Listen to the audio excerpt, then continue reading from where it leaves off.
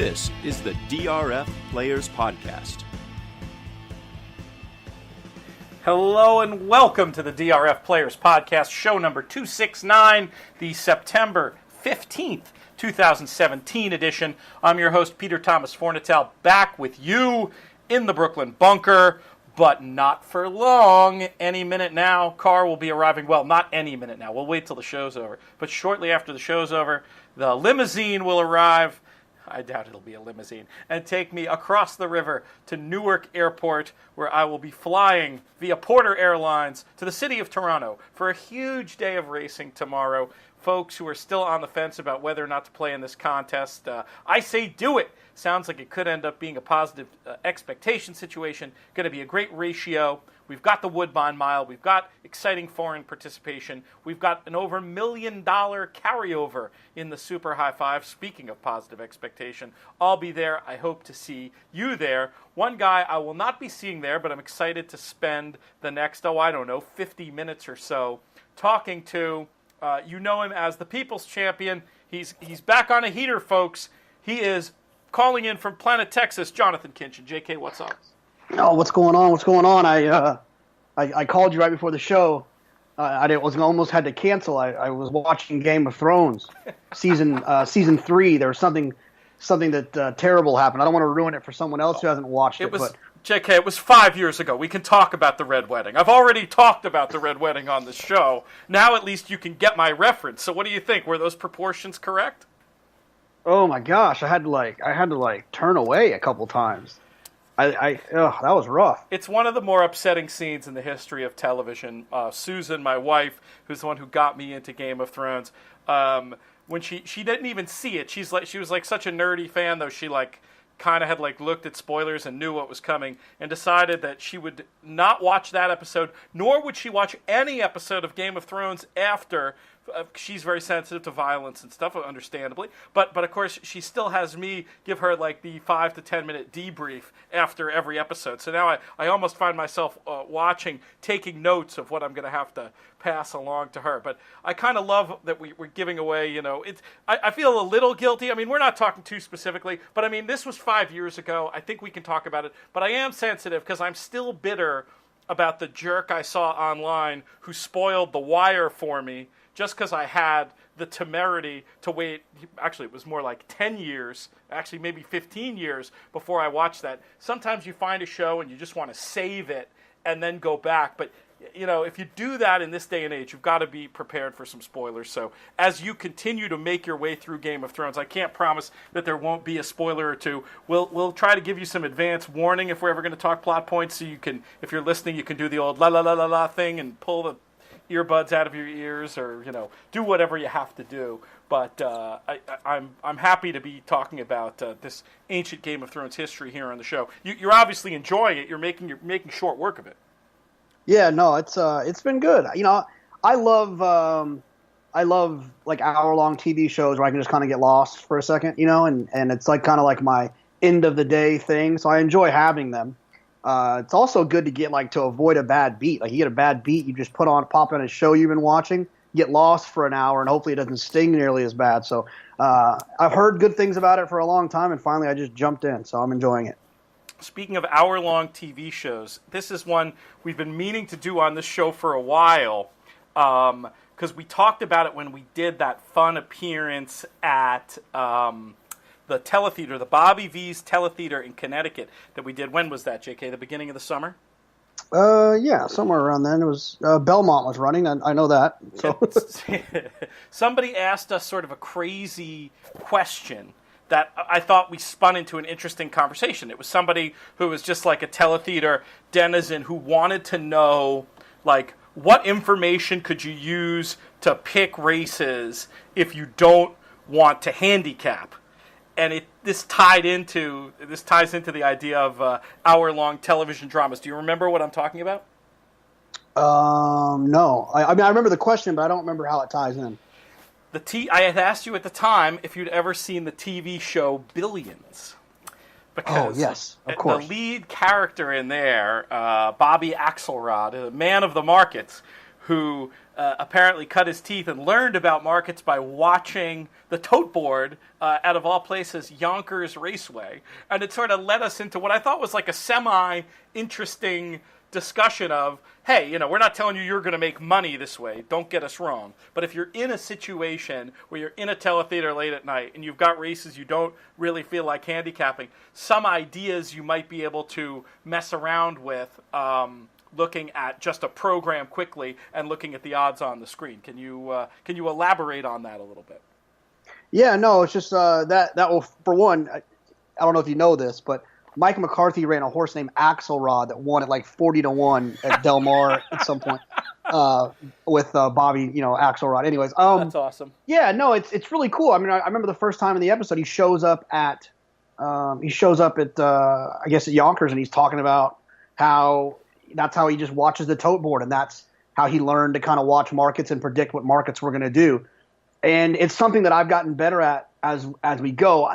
I'm not really that big on looking at the win pool for hints and clues, because sometimes it can be misleading with early money, late money, all those things, and it's hard to kind of formulate a decision with 12, 15, 17 minutes to post, because that late money hasn't really come in, and it could still work. I prefer to look at the exacted probables, the double probables, and the will pays. I think those three things, looking at the Tote board, can really give you some ins onto what the final odds are going to be or what's going to happen. So I think it's definitely a tool that you can use. And I've been trying to get my dad, to be honest, for the longest time. I've joked before that my dad's not a handicapper. He just bets numbers. And I've told him that if he could just learn to look at the Tote board a little bit more efficiently and then bet a little bit more efficiently, he would do much better than just betting our address. I like it. And to bring the story full circle to today, I'm pretty sure I saw Terry Kinney, who plays the fixer on Billions, when I just went to the AT&T store with Susan 5 minutes before the show. So we got a lot of things percolating in the world of TV today, in addition to the world of horse racing and handicapping. Shall we talk about any of this stuff going on in the world in the world of racing today, JK? A couple of big stories out there.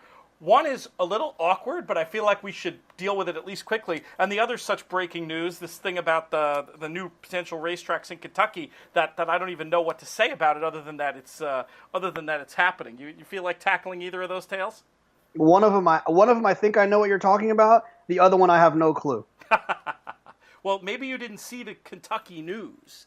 Let's see what's up on DRF.com about it now. But it was a long-term plan, a Churchill and Keeneland, basically looking to create other racetracks within the state of Kentucky to expand the sport in what's already the center of racing in the USA. Of course, I can't even load my DRF.com right now, but be on the lookout for this story on DRF.com. I don't have much to say about it yet before we learn a little bit what's more involved, but more racing in a place like Kentucky, certainly intriguing. The other situation, and I apologize for blindsiding you about this, but we've talked about Jorge Navarro on the show. You've made some cracks about him in the past, and there's now this. If you haven't seen this video that surfaced over the summer, I suggest maybe you start there. And he and one of his owners sort of got themselves in trouble, I guess you could say, for taunting and making some comments that are generally and correctly identified as being harmful to racing. And there seems to be a movement afoot in some places to deny stalls at this point to Navarro. And I don't know. I was just curious, Jonathan. It seemed like you had something based on a text conversation we had the other day to say about this matter, and I was just curious what you make of this. Is this fair treatment, unfair treatment? What's going on with Navarro? Well, let me grab my ladder and hop up on this soapbox real fast. Hold on one second. I got a lot of things. This might be a little bit of a monologue, but bear with me. The first thing is that You said that him and his owner got themselves into trouble, and I think that should be correct. That his owner got him into trouble because his owner was the one being an obnoxious idiot in the video. I think maybe Jorge did a high five, but what are you going to do to your $1 million client? That's a fair point. That's a fair point. That's the first thing. The second thing is I text you because I was actually feeling a little bit disappointed in myself because I felt as if I was participating in what was annoying about this whole situation, which is condemning someone for something that has not really been officially proven, right? Like, we think that there's things that happen in this world, but that's kind of why we live in this country. It's because, like, this country is supposed to allow you to prove that you're innocent before the world finds you guilty. And I just find that, like, the way they're handling this situation based on this video is a little bit knee-jerk, and it's a little bit obnoxious, and it's a little bit disappointing. And I was disappointed in myself for jumping to so many conclusions and saying some of the things I'd said in private and whatever, and I just even don't think it's fair. I mean, to be fair. Yeah, even on the show. And I don't think it's fair that we jump to conclusions, and I don't know what his record is on positives and not positives. Here's what I will say is that there is someone, and I won't say that person's name, but there is someone that I really respect in racing that thinks very highly of Jorge Navarro. There's a couple of guys that think very highly of him and think he gets a bad rap. And in all the time I've ever done this show, I've never, ever, ever, ever pulled the race card, except for the time I told the story about the guy. That's not the race card. That was something that that was not the. You get a clean bill of health for that one. Just so you know. I wonder, and I hope I don't offend anyone with this. I really do wonder if he happened to be from a different background, would this have happened? And maybe the answer is yes, right? I mean, he does win at an unbelievable clip, and he does move up horses that run 50 buyers and then they run 80s. But a lot of guys do that, and a lot of guys do a lot of stuff. And just because he had a loudmouth owner who jumped on a video and carried on, I don't know. I just don't feel great about the whole situation. Look, could he be guilty? Absolutely. Is it a dicey looking situation at the surface? Yeah, it's dicey. But I haven't really seen that article that proves that he has done something wrong on a consistent basis and was caught for it. And so I don't think that racing jurisdictions should jump to conclusions to save face. I just don't think that that's right, and I don't think that's what our country is kind of built on. We see this a lot in racing. You know, the Dutrow situation. I was a critic of Rick Dutrow and his training methods. I wrote the piece in the New York Times about how I didn't want Big Brown to win, and I didn't think it would be good for racing, and part of that was Dutrow's history. Part of it was the IEAH business model. You can find that piece online if you feel like reading about some ancient history. But as much as I was an opponent of Dutrow, it did seem that in the end, what they finally get you on sometimes is something that is they sort of go after you for a body of work as opposed to having a smoking gun in racing. And I guess I can be sympathetic to the idea that there are people who've been convicted of worse than anything Navarro has. And there have been positives and there have been issues. But there are people running 7 horses today in some jurisdictions who have done things that are a lot worse. And it is a little weird, the groupthink that leads to the piling on in a situation like this. Now, that said, and pardon me here if I have to pick some splinters out of my behind for sitting on the fence, that said, it's a little bit one of these situations with him where, I might break out the world's smallest violin. Based on what my just gut tells me. Now, I'm not in the business of getting out here, and I feel obligated to talk about this. I'm not somebody who's going to go on Twitter and blast the guy or rah-rah or this or that. Because again, like you said it very eloquently, JK, we don't know. But I will say this, to some of the apologists out there that I've seen, please, whatever you do, don't pee on my leg and tell me it's raining. There is a little bit of that going on here, too, for me. So, anyway, we'll see how the story plays out. It's right. A very sensitive issue. It's just like, I just think of anything. It just feels very unfair. That's all. It just feels unfair, and that's the part of it that makes me uncomfortable. is the part that's unfair. And look, I think it's unfair in a lot of different situations. Like him being punished because of his owner, like suspend the owner. Like don't let the owner enter horses. You know what I mean? Like I mean, if I was judged on the people I've hung out with in my life, I'd have no shot. I mean, I can think of someone I hung out with. Present company included here, I hope. Yeah, exactly. You know what? At the Mayweather fight, I might not ever be invited. I might not ever be invited to hang out with Angel Cordero again if I was judged on your performance that night. Totally fair.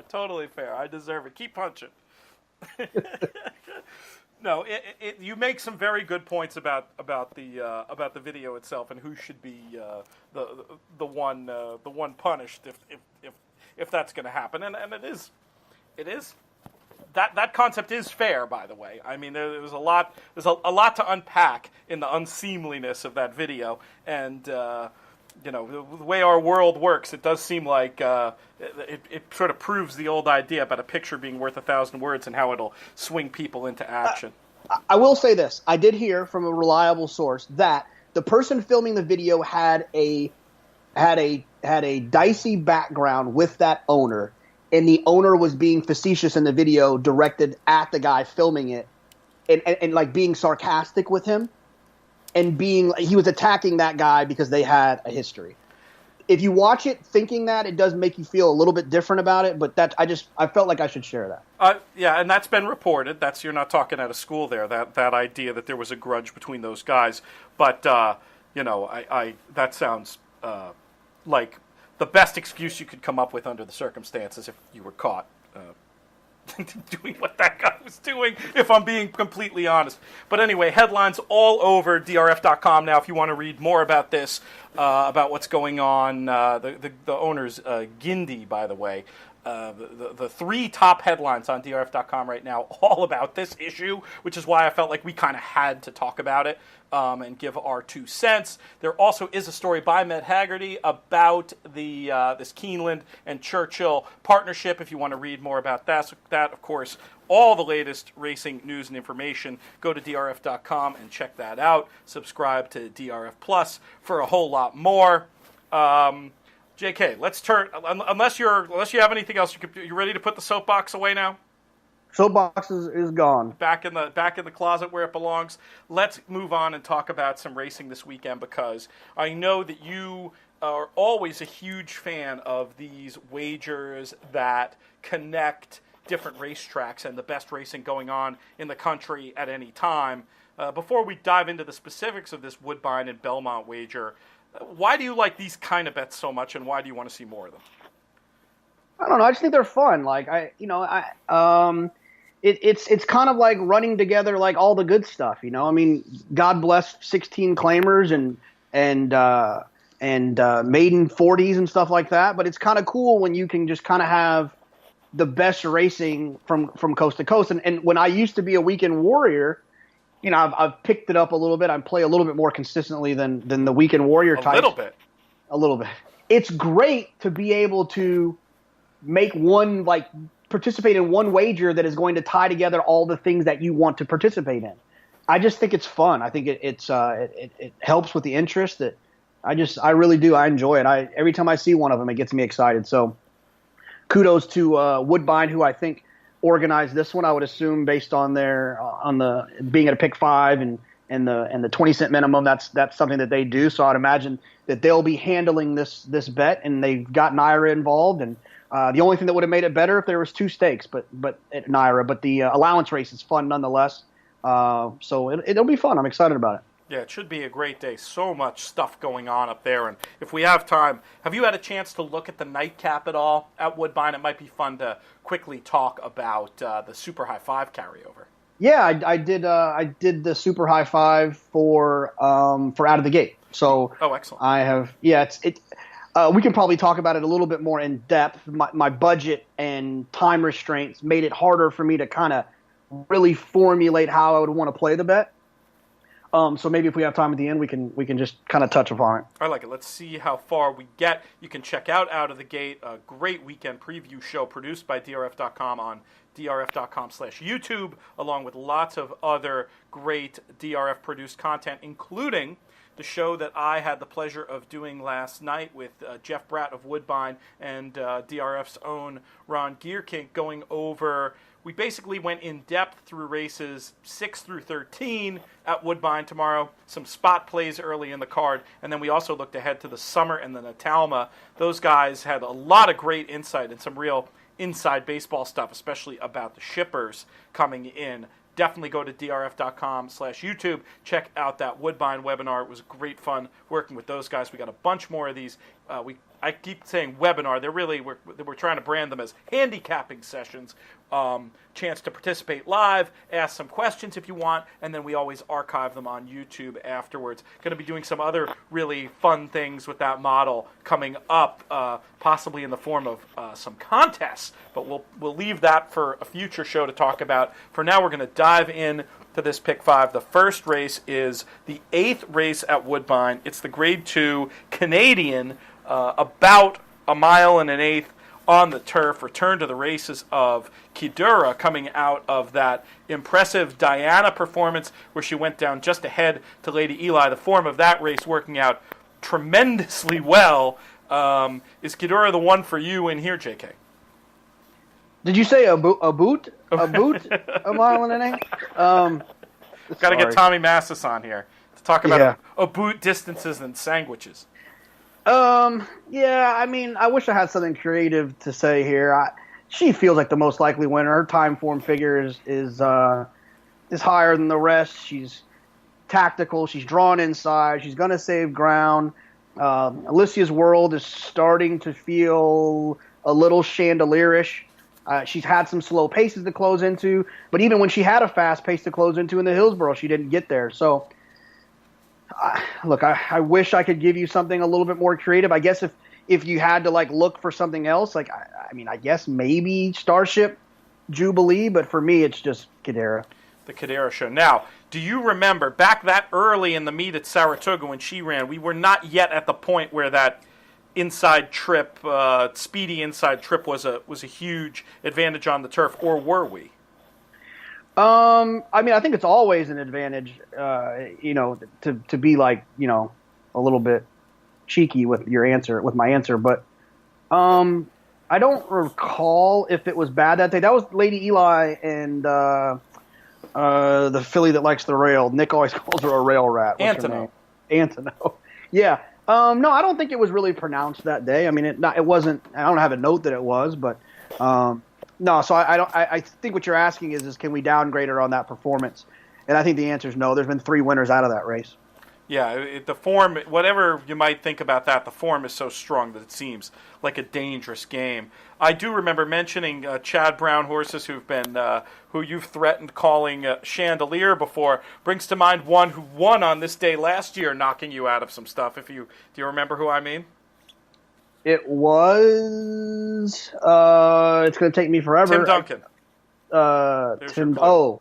Is it Tim Duncan? Wake Forest. That was a good one. I was thinking. You know what I thought? I was thinking the Big Fundamental. Well, that is a horse too named after Tim Duncan, so that's reasonable. He's a dirt horse. Yeah, you're right. Wrong barn.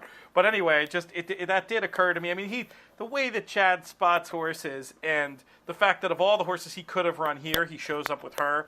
I feel like it's not a terrible idea to have a small backup going through. That was just the only other thing I was going to. Tactically, she's going to be up against it, And here's the thing: is Chad's got 2 fillies that are better than that one, Lady Eli and Antono, and they struggled to run by Kidura when she was loose on the front end. She's going to be loose here as well, and I don't see it. But I mean, I wouldn't break my TV if she won.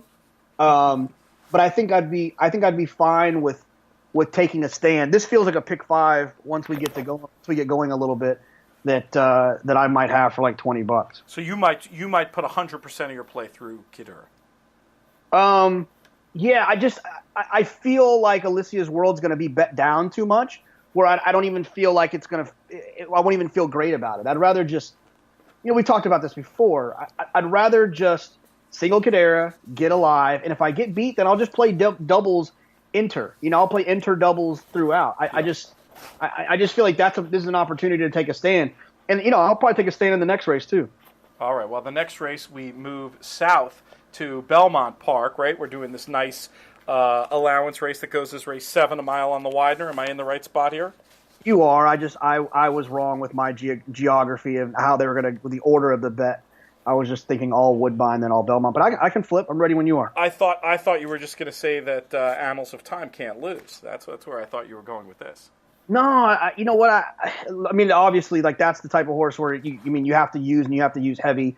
I don't know. Are we DRF Belmont reporting, workout reporting? Yeah. Okay, I didn't know for sure. I'm double checking that to make sure. But yeah, I'm almost positive. Unless they stopped for some reason right now. I was looking at it. To excellent effect last week. Remember, there was that voting control. That was a pick right off the workout report because of looking up. Oh, you know what? I'll do a little. You get organized. I'm going to do a little sidebar because somebody asked me a very good question. I made that point about how you can find out the buyer of a horse that has been working with a horse in the workout report. I said that in a really backwards way. Apologies. But anyway, you're looking at the workout report. It says voting control is working with so-and-so. So right away you're going to know, 9 times out of 10, that horse is going to be from the same barn. And if it's a barn like Chad Brown, your life just got a lot easier. Because what you can basically do is just click on a coming day in Formulator, right? And then once you're on that day, you can search by trainer. On that first screen, before you click into the PPs, you can search by trainer. You look for Brown's name. You search for that horse. Has to be a race and a card in the future. The trainer tool doesn't continue to work on past cards. And then once that opens, you'll see Chad Brown name hyperlinked. And when you click on that, you can see through Formulator every horse he's run in the last 5 years. So you can then find the horse that was mentioned in the workout report, and you can find out the speed figure that way. If it's a trainer who doesn't run as many horses as Chad Brown or Todd Pletcher, and you're not sure where they have a horse in, there's a little bit of a hack for that too. You can go to the Equibase site, and on Equibase you can look up by trainer, and it will tell you future entries. So you might see that whomever has a horse in at Mountaineer on the 18th, and then you can go and click on that card, and you can perform the same exercise. So anyway, I wanted to get that out of the way. But with that said, what do you think about the 7th at Belmont? What are you doing here? Yeah, I mean, look, Annals of Time, if the horse is working like magnificently on the workout report, this is a great segue. If the horse is working with, Lady Eli, or working with, one of Chad's like kind of freaky turf horses, and is like holding its own, then the horse is obviously ready and he's ready to rock and roll. It makes sense that they would use this as a prep and then, try to get him down the line something a little bit better. Look, I get it. He's 4-5. I'm going to use a little bit of toughest ombre. I love the fact the horse is drawn inside. It will save ground. Manny Franco's been riding out of his mind from Saratoga, and it's continued to do well at Belmont. So he's closing into a slow pace last time. I think maybe even three of his last 4 races have been closing into slow paces. I think he'll get a little bit of pace here with Black Tide, who's drawn outside, Hockey School, who's drawn outside and has shown speed in the past. I think the 30-1 shot, the 7, has a taste of speed stretching out. So I think they'll run in front of him a little bit. And I think toughest ombre could pick up pieces late. I won't be singling, but I will definitely be using. And obviously Annals of Time is going to be tough in this spot. So those are the 2 that I found the most interest in. In a tournament setting, I would use toughest ombre and use the protection of the chalk with Annals of Time, who's going to be probably 3-5 off of a significantly long break. And I'm just going to ask, but I assume in your pick 5s, you will be using them in a way where Annals of Time is weighted more heavily than toughest ombre? Yeah, what I will probably do is, we've talked about it before, is I would take two DRF ticket maker situations. So I would use, on one of them, I would use Kadira as an A horse and Annals of Time as an A horse, and I would put like 75% of my investment on that one, and then I would make one with Toughest Hombre as an A horse and put 25% of my investment on that one. And then I would just continue on the rest of the way with A's and B's as I go. I love that idea. Very creative and a smart way to be. We always talk about what is betting efficiency. Well, that's efficient. And I say sometimes, well, I want 80% of my play to go through Annals of Time, for example. And basically that means the budget for the bet's 100, and using Ticketmaker, you do one with 80 and one with 20. And then you can scale that up or down as your bankroll suggests, I guess is the word I'm looking for. Okay, the third leg, the middle here, the lever in the middle of this pick 5 is back up north. It's the Grade 1 Northern Dancer. Once again, we have a horse who's going to be a really big favorite in here, JK, and that's Hawkbill, who comes out of the Group 1 in Germany. Don't know if you know much about the winner of that race, but came back last weekend to win the Prix de Foy, a key prep for the Prix de l'Arc de Triomphe, and was impressive. Horse looks extremely tough, and you and I both in the past have highlighted European shippers who have speed. You know they can finish. So when they come over and you know they're going to be in the hunt early, less at the mercy of a bad trip potentially, it just makes me upgrade them all the more. I was thinking of a small saver potentially with Messi, a horse I like who can finish, coming out of a very unfavorable situation at Saratoga where he still almost got up. But this was another one of those situations where I was thinking 80, 90% Hawkbill. Yeah, so I'm telling you right now, I didn't take much handicapping. I'm going to use Hawkbill as an A horse, and I'm going to use the 3 Noble Thought, the 4 Messi, and the 7 Johnny Bear as C horses on my pick 5. And I'm going to do it just like we talked about on that one ticket through Annals of Time. I'll do the same A and C's, and then the ticket through Toughest Hombre, I'll do A's and C's. Here's a really interesting point and something I'd love to point out about time form. When you're looking at the European horses, their descriptions are like much better than ours. They just tell more of a story. It's almost like a small write-up on the horse. If you look at Hawkbill's race 3 back when he ran at Saint Cloud at France, it says the last thing says he'll reportedly be given a break until the autumn. 11 days later, he wins a Grade 2. And then 30 days later, he runs second in a Grade 1. His time form figures are much higher than the rest. I think he's probably the most likely winner. I think he's going to win. Like you said, Pete, he's going to be forwardly placed in a galloping type of event on a galloping type of course. I mean, he seems like the most likely winner on the card. However, he's going to probably be the most over-bet horse on the card. And I'm going to have a little bit of money on the 3 and the 4 and the 7 in case they do beat him, because he is a shipper. There is some things that could go wrong in those scenarios. He's first-time Lasix. Not that that's going to cause him to run poorly, but there's a lot of changes happening. And I'm going to have a little bit of a saver there, but a majority of my investment is going to go all the way through him. And one of the things you can do is like my all-A ticket, my A's with B tickets, I'm going to really press the heck out of those. In my C line, I'm just going to have it for like 50 cents. Of my $100, $200 investment, that's going to be like $8, $10, $12. So I'm going to use the horses as a C, but don't think I'm going to spend that much money trying to beat this horse because he feels like the most likely winner. Yeah, that's a great way of looking at risk and reward and trying to look at the wager you make holistically and pay attention to where every dollar's going. As great of a tool as Ticketmaker is, if you just sort of totally give yourself over to it, you can end up betting some illogical combinations.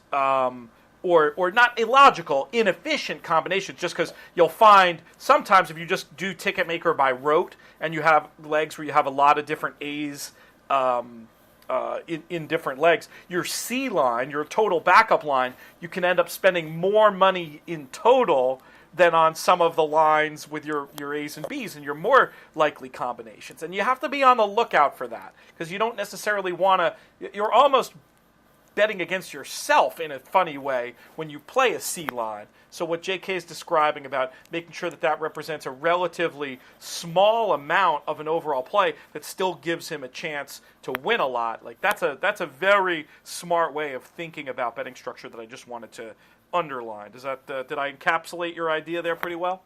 100%. You're like, sometimes you translate for me. I translate for my friend Robert when we're in business meetings. I know what he's trying to say, and I translate for him. So I appreciate you doing that for me.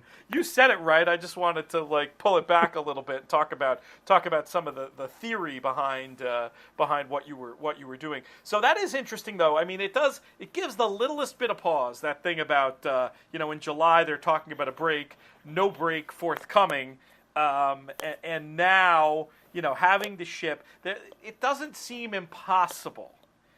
If you wanted to poke a hole in Hawkbill, it would be the idea, the dreaded over-the-top thing that sometimes happens with these shippers in the fall. Not usually this early. Sometimes you'll see that by Breeders' Cup time after they've had a long season, and the Breeders' Cup for so many European outfits being, as much as it's the center of our racing year to us, it can be an afterthought for connections who are really, primarily concerned, for example, with winning the ARC. They'd much rather win the ARC than the Breeders' Cup turf.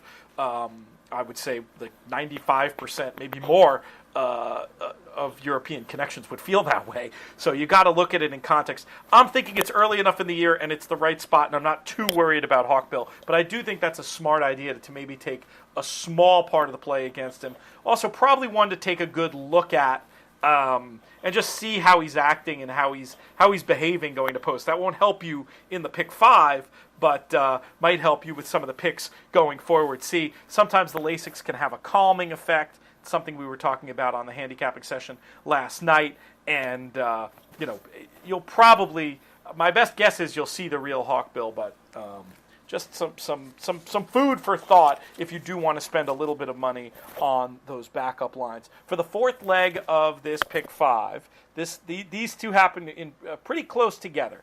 The post time for the Northern Dancer is 5:31 Eastern, and then 5:45 Eastern, we go back to Belmont for the Sands Point, a race, JK, I'll be honest, I haven't even had a chance to look at yet, but I'm looking forward to getting into in depth the return to the races of Loch Cornell, my friend Uni, who I was super duper interested in coming out of that Lake Placid run. Is there any way without handicapping the race, I'll just ask you this question. Is there any way I'm not at least including Uni as an A in here?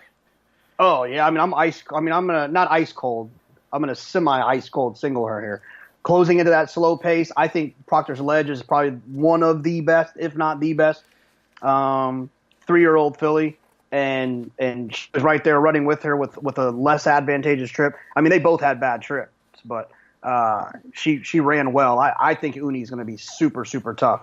So like I said, closing in that slow pace, blue on time form. Wide. Remember how wide too? Yeah, huge move. I'm going to use a little bit of 55, the 2-horse 55. Probably is maybe like it depends on what my B's are in the Woodbine Mile. I feel a little spready there, so it depends on what they are. Because essentially, I want to hook up 55 and another B horse appropriately if it's right. So I need to see how that's going to unfold. If I don't have a lot of B's, then I'll just use 55 as a C horse. I'm not sure 55 is good enough, but 55 was meant to be good. When she got switched to Chad, I thought she was going to kind of leap to the top 3 or 4 of the division. She's closed into slow paces the last 2 times. She's gotten a little bit of a break now. Shows back up with Joe Bravo, who's sneaky good with Chad. And I think she could come running late if they run in front of her a little bit. But I still don't see how she gets the better of Uni. I think Uni's tough. If you noticed, I didn't mention her being Loch Cornell. I'm against. I'll see. Maybe the workout report makes me feel silly and tells me that I need to consider. But I'm going to need to see her get right again before I can start placing wagers on her. If she wins, I lose. Yeah, that's fair. I mean, you could give her an excuse off the foreign ship coming back at 1 1/8. Not an easy thing to do. She did have license to be short, but boy, she was bet like they were expecting the right effort from her, and just kind of a no finish situation that I agree I'm against. What about the other Chad Brown in here, JK, number 10, inflexibility? I'm hoping inflexibility sets me up a little bit. I know inflexibility doesn't have a ton of speed, so don't look at me like, what? But I'm saying drawn outside, has some stamina, get position moving forward, kind of force the Defiant Honor to kind of go on with it a little bit, maybe put Empress of the Nile in a position where she's kind of got to go on with it. Not so much that she's going to go out there and burn them up, but that her position and her stamina will kind of get Javier to kind of put her into the race a bit, to kind of ensure that Uni gets at least something that resembles a pace to close into. We'll have to do a little bit more digging on number 8, View Fantastique, for Fabrice Chappé as the listed trainer. But being from the Marty Schwartz barn, you have to wonder if she's not hanging out with the other 3 Chad Brown fillies. We've seen before horses with considerably worse form than hers come over here and make an impact right away. Here we have a Group 3 winner, Group 1 placed. What's your theory there? Are you gonna will there be any 8s on your tickets? No, I mean I'm gonna probably not. And here's the situation, right? Is like I'm just like like I told you the other day. I said Uni's in. We're playing the pick 5. Like when I love a horse, when I think maybe another type of player would be very excited about betting Uni to win at 5-2. That's not good enough for me. I don't want 5-2 on a strong opinion. I want 10-1, and the only way that I'm going to get 10-1 or 15-1 or 25-1 is by singling this horse in the pick 5 and using my other handicapping abilities to try to hook up the rest of it. And I know that might make a lot of people turn over in their graves that have been doing this much longer than I. I know that Duke would probably look at me a little bit sideways, but that's just kind of a little greedy. I mean, just to be completely objective, it sounds right. I mean, that's my practical joke thing, right? It's like I didn't feel like 2.5-1 or 3-1 or whatever practical joke went off on was good enough. I wanted better than that for that opinion, and we did. We got 10-1, almost 10, 11-1, 12-1. So I don't know. It results in a lot of really upsetting moments, but it's just kind of where I've found my groove and my comfort zone. I'm okay. I can stomach lose, win enough to pay for all of that and some. Some people just kind of want to grind along a little bit more, and I respect that, and I probably need a little bit more of that in my life. But that's my answer for am I going to use the 8? No, I'm going to I love Uni, so I'm going to build everything around her, and if she doesn't run well, then I'll get beat, and I'll try to get him next time. Does Defiant Honor, the 9, fall into that same category? I guess what I'm asking is, like, with some of these horses you're not using, do they fall into the category of I'm not using because I love another one, or do they fall into the category more like La Coronelle, where you're not using because you're actively against, and you think that's where, like, the value is coming from? Actively against La Coronelle, would not talk anyone off of inflexibility, Defiant Honor, the French horse. I wouldn't really talk anyone off of Fault. She's gotten really good since she's been switched to Michelle Lovell or to Lovell's barn. So I'm not against all of those, but I am against La Coronelle. Yeah.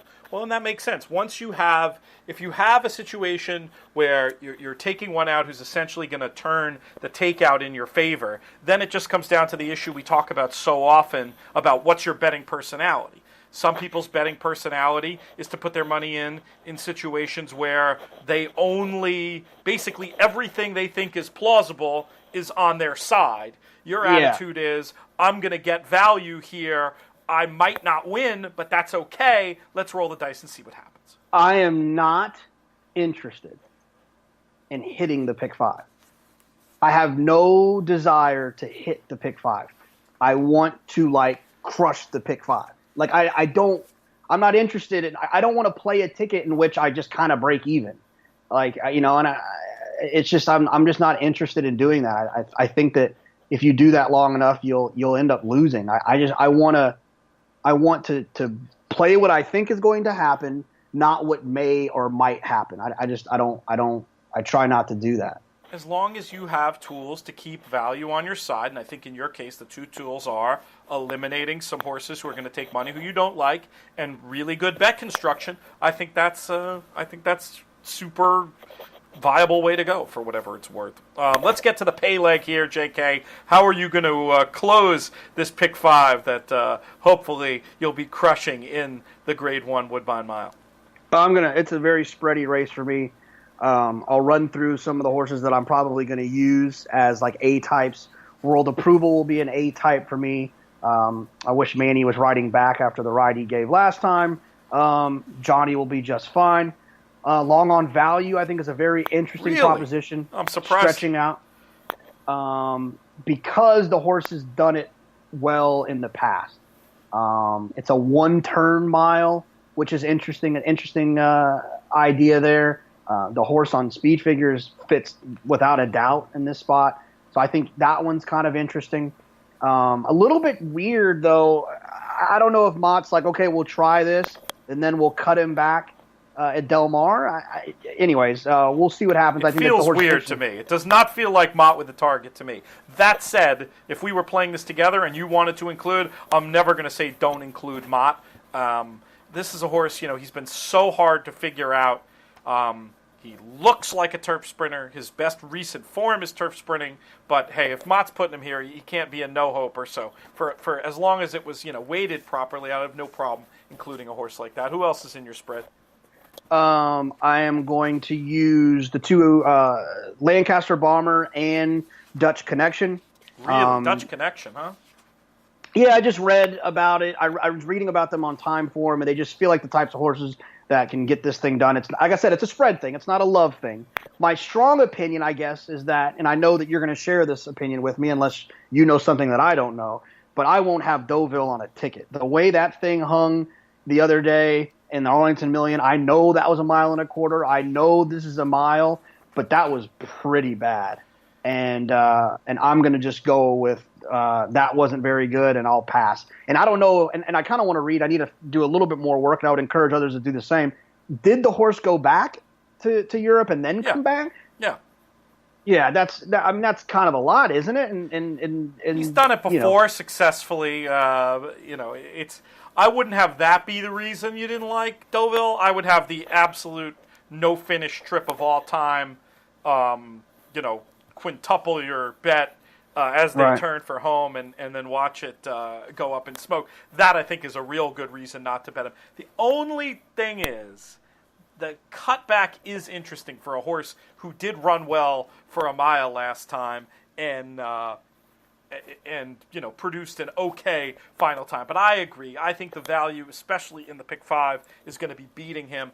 I'm not really interested in Dutch Connection. I don't know about the galloping mile for him. I don't know about his form, but I'm very much with you on Lancaster Bomber, whose PPs are sort of littered with excuses, whether he was being ridden as a pacemaker for Churchill or was on ground he didn't care for. That run in the St. James Palace on rattling fast USA ground, I think anything like that could very easily see him in the Woodbine Mile winner's circle. The other I wanted to ask you about in here, JK, is former winner Mondia Least. What do you make of this horse?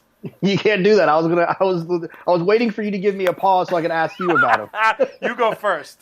Well, I saw that. Look, that was on soft ground. I haven't seen you're going there. Have you looked at the forecast? Are we going to be a little damp fast. or no, it fast? Should be fast. I mean, you never know, but it should be fast.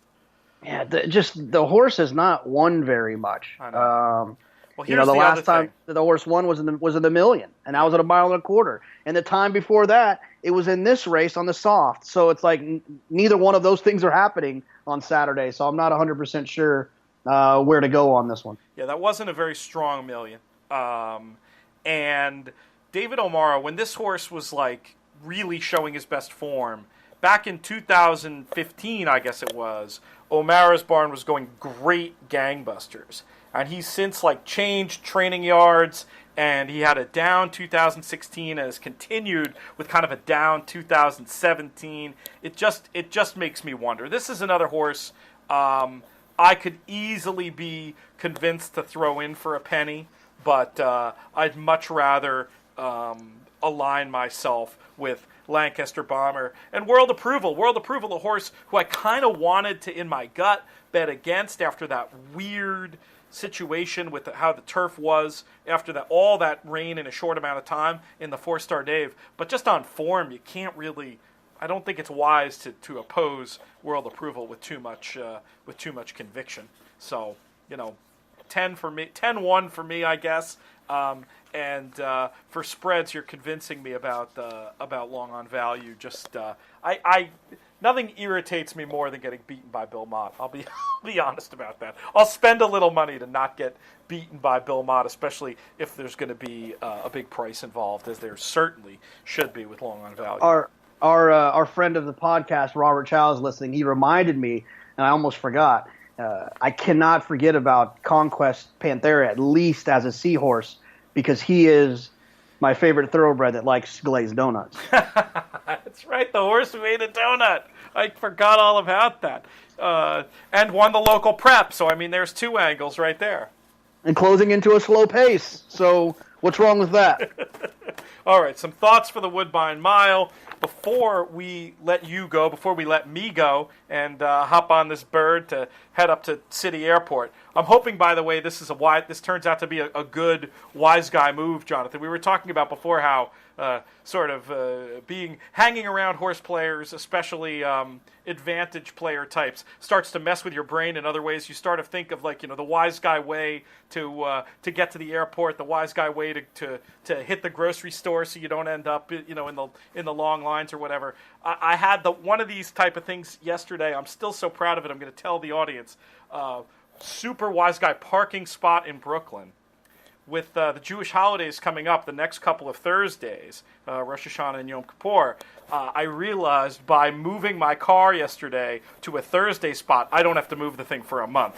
That might be, I could hit this pick 5, crush it along with you. That still might be my biggest winner of the weekend. But anyway, speaking of big winners this weekend, we've got this super high 5 carryover going into the nightcap race 13 at Woodbine on Saturday night. I haven't had time to dig into this thing yet at all. Looks like a bit of a handicapping puzzle. How are you going to approach it? I just want to make sure you have the beard when you go to pick it up so that they know that you're authentic. Yeah, it's funny. When I only put 2 tickets together out of the gate. It's 3 minutes, and I had to rush through it. It's tough. I think the way that I would play it is there's 3 horses that I think are the most likely winners and the most likely horses to run very well. And there's one horse that I think is a big price that is the one that's going to juice up the top 5. So I think the way I'm going to play it is that one horse that I think is going to juice up the top 5 is the 13, Patty Point. The horse is, and I think Jeremy Plonk wrote this first in one of those Keeneland things he used to do, and I read it, and I thought it was really interesting.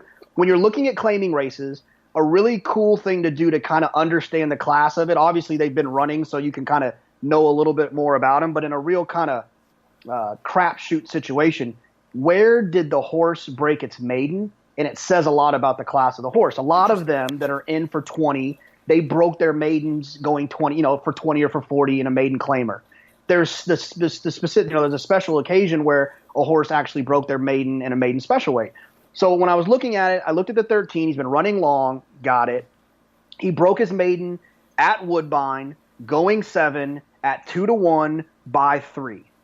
Then he sprinted in 2 allowance races and didn't run so well. Then they stretched him out and didn't run well. Then he runs it a mile for 20, doesn't get claimed, and now they're cutting him back to the distance, well, not the exact distance that he broke his maiden, but a similar distance. And so I think that this horse is going to be running late. The only negative is the outside draw. But that's fine. You won't get in trouble, and maybe you don't win, but you're on at 13-1, 20-1, 15-1, whatever. So the 13 is going to be kind of my key in that situation. And then I think the most likely winners are the 2, the 4, and the 5. I won't break down all the reasons that I think that. One of the main ones I'll give you is if you look at Timeform US, the race ratings, those race ratings can kind of help you understand some of these weird classes in different places. All 3 of them's last race rating is higher. The 4 had trouble. The 5 was an optional claimer, optional 40, so it's a drop in class for him. And the 2 was wide, and losing ground. So I like the 2, the 4, and the 5. So the way that I would play it is I would go, bear with me here, this is hard to say without showing you. I would go 13 with 2, 4, 5, with 2, 4, 5, with logicals. And then I'll go 2, 4, 5 with 13, with 2, 4, 5, with logicals. 2, 4, 5 with 2, 4, 5 with 13, logicals. And I would keep just kind of shuffling that around in a bunch of different ways because I love it. Essentially what I'm saying is the 2, 4, and the 5 are going to run really well, and they're probably going to win. And if they don't win, one of them is going to run second. And then the 13 is going to be somewhere in the mix. And if the 13 happens to get up at 20-1, great. If he runs second or third at 20-1, great. And that's kind of how I would try. Would you play him all the way down through 4th and 5th with that construction? I probably would take him just because it would take way too long. I probably wouldn't take him any lower than 4th because you're really not that clever if you put him in 5th. That you key him in 5th. It's like whatever. Just you'll find that somewhere else in your bets. You'll find him in that 5th spot somewhere else.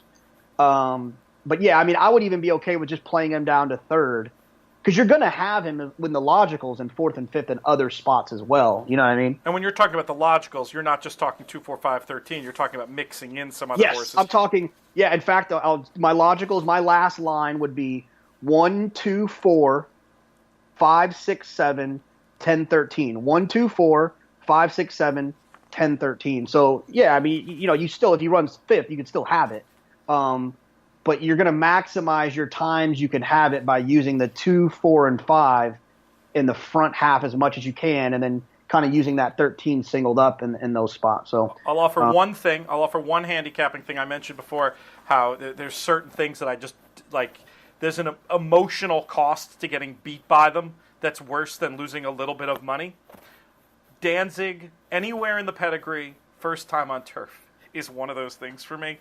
I'd throw the 9 in, at least for the lower spots, just based on. Really, I've never heard you say that before. Yeah, no,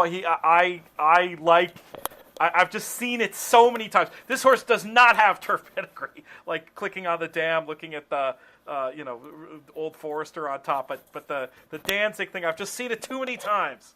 I think sometimes we try to get we get really in depth with handicapping ideas, and I have a very simple one for you because I don't really know the answer to it. Yeah, what is it? How do you handle a maiden 10 or a maiden 12 winner going against winners now double the price? Does it? I mean, I don't know. What does that mean to you? Is it a significant jump in class? Is it not as big as you think it is? Where are you at on that? I'd need to look. What I would do to answer that question is just look at the pars, and you can do that if you're a DRF plus person. You can go right to. I wonder if I have the page bookmarked here. I don't think I do. But under DRF Plus, you can look at what the pars are for the different classes, and I'd let that be my guide. Now, this is more of a throw-in. This horse, I agree, on paper, 30-1. If there was another name there that wasn't Danzig, I'd look at the turf breeding, I'd look at the class, and I would not use. But as for the specifics of those class questions, I think the best thing to do is get as much data as you can in the form of looking what usually wins each race, and then going from there. Does that answer that question somewhat sufficiently? 100%. All right, so I think that's about all the time that we have on this edition of the DRF Players Podcast. Some great insight there from you, JK. Hopefully you'll hit this pick 5. We'll hit this super high 5, and we'll end up with a very fun and profitable weekend, and come back here on. Well, you know what? I may want to take Tuesday's show off. It's my anniversary. I'll still be in Toronto. It's possible we'll have to take our victory lap next Friday. We went all summer uninterrupted. You okay missing a show on Tuesday? Yeah, that's fine. I don't mind at all. Whatever. We'll see. If anything crazy happens, maybe we'll change that. Didn't get to the buy, sell, hold, looking at the UK markets for the Breeders' Cup that we wanted to today, but just too much other interesting stuff to talk about. You have them up? Just give me one good one, just so I can send me off with a bang. I don't have them up. I'll look really quick here because I wanted to. Somebody asked us specifically, friend of the podcast. Gosh, I'm spacing on who it was, but it's somebody whose name I shouldn't be forgetting. Asked us about Unique Bella, and the chance for the filly and mare sprint. What do you discuss that idea, and I'll see if I can pull these up quickly. I love it. She's going to be overbet, but I love it. I mean, especially after what we saw at Saratoga, it seems like a wide open division with them going 24-47 to the half. There's no world beaters in that division, so let's see that. That could be fun to get her back going there. I would imagine she'll prep before that. One turn has kind of always felt like would hit her right in between the eyes. I think we were always a little bit nervous if she would stretch out. She was doing it. But I think people always kind of thought that she would hit a wall eventually as kind of a high-strung, aggressive type of filly. But, that could be fun, definitely. She'll be overbet, but she'll probably be overbet because I'll be on board. Listed right now at 9-4 for the filly and mare sprint. Buy, sell, hold. Sell. But, dang, that is overbet. She's already overbet. I don't know if I'd sell. I think that you don't want to say hold on that? No. Well, you always throw me off with the hold part. Yeah, hold I got just hold. means Yes. you don't do anything. I'll wait. Okay, I'll hold. Okay, buy is bet. Sell is sell means you take the bet. That means if I was like, hey, I want to bet 100, and when the thing wins, you'll give me, whatever that is, 210. That's what sell is. Give me Karina Mia's odds, and then let's get you on this bird so you don't get stuck at LaGuardia. Newark, worse yet. 14-1 Karina Mia.